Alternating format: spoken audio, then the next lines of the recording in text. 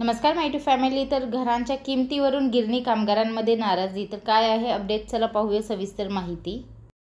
मुंबईच्या जडणघडणीत मोलाचे योगदान असलेल्या गिरणी कामगारांना अल्प किमतीत घरे देण्याचा निर्णय घेतला असून त्याचा 15,000हून अधिक कामगारांना लाभही झाला आहे। आता सरकार 9.5 लाख रुपये किमतीची मुंबई बाहेर असलेली घरे गिरणी कामगारांच्या गळी उतरवत असल्याचे दिसत आहे। 15 लाख रुपये किमतीची ही घरे आम्ही अवघ्या 9.5 लाख रुपयात देत असल्याचे सरकार दरबारी सांगितले जात आहे। त्यामुळे गिरणी कामगारांमध्ये नाराजी आहे।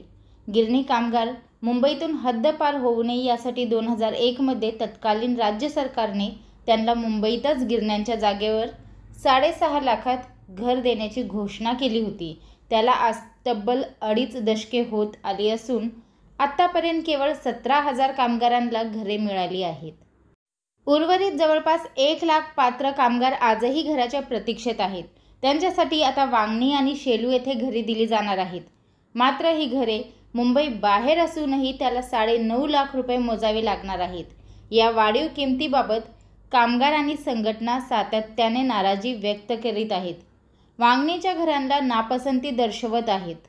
मात्र गृहनिर्माण विभागातील अधिकाऱ्यांची भूमिका पाहता 9.5 लाख रुपयेच कामगारांना मोजावे लागणार असल्याचे दिसत आहे। म्हणे 5.5 लाखांची सवलत। वांगणी आणि शेलू येथे उभारल्या जात असलेल्या घरांची किंमत रेडी रेकनरनुसार 15 लाख रुपये होत आहे।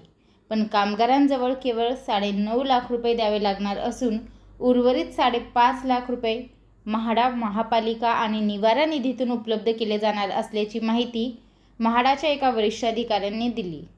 त्यामुळे 9.5 लाख रुपये कामगारांना भरावे लागणार असल्याचे अधोरेखित होत आहे।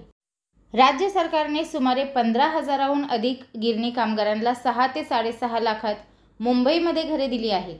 मग मुंबई बाहेरील घरांसाठी 9.5 लाख रुपये का द्यावे?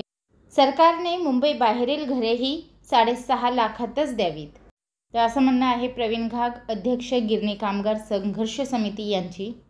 तर हीच अपडेट मला आपल्यापर्यंत पोहोचवायची होती। व्हिडिओ पाहिल्याबद्दल धन्यवाद। आपल्या सर्वांचे आभार।